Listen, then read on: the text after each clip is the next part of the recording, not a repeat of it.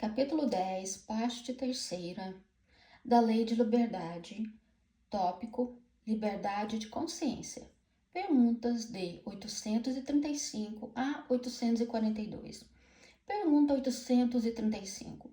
Será a liberdade de consciência uma consequência da de pensar? Resposta. A consciência é um pensamento íntimo que pertence a um homem, como todos os outros pensamentos. Pergunta 836. Tem um homem direito de pôr embaraços à liberdade de consciência? Resposta. Falece-lhe tanto esse direito quanto com referência à liberdade de pensar. Por isso que só a Deus cabe o de julgar a consciência.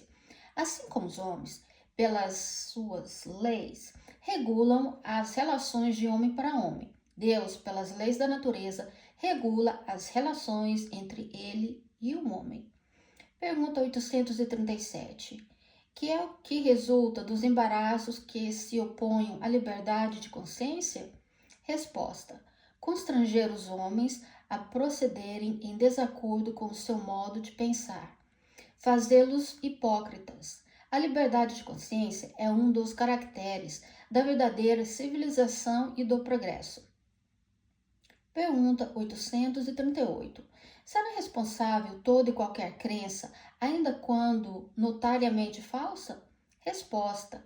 Toda crença é respeitável, quando sincera e conducente à prática do bem. Condenáveis são as crenças que conduzam o mal.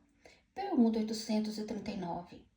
Será repreensível aquele que escandalize com a sua crença um outro que não pensa como ele? Resposta. Isso é faltar com a caridade e atentar contra a liberdade de pensamento. Pergunta 840. Será atentar contra a liberdade de consciência por óbices a crenças capazes de causar perturbações à sociedade? Resposta.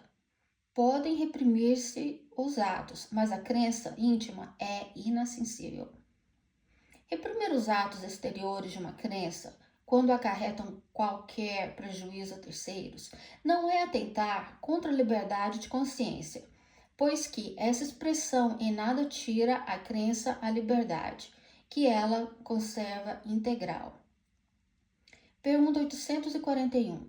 Para respeitar a liberdade de consciência, dever-se-á deixar que se propaguem doutrinas perniciosas, ou poder-se-á, sem atentar contra aquela liberdade, procurar trazer ao caminho da verdade os que se transviam obedecendo a falsos princípios? Resposta.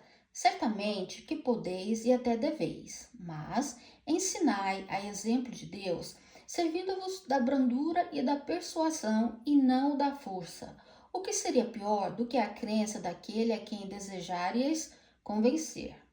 Se alguma coisa se pode impor, é o bem e a fraternidade. Mas não cremos que o melhor meio de fazê-los admitidos seja obrar com violência. A convicção não se opõe. Pergunta 842. Por que indícios se poderá reconhecer entre todas as doutrinas que alimentar a pretensão de ser a expressão única da verdade, a que tem o direito de se apresentar como tal? Resposta.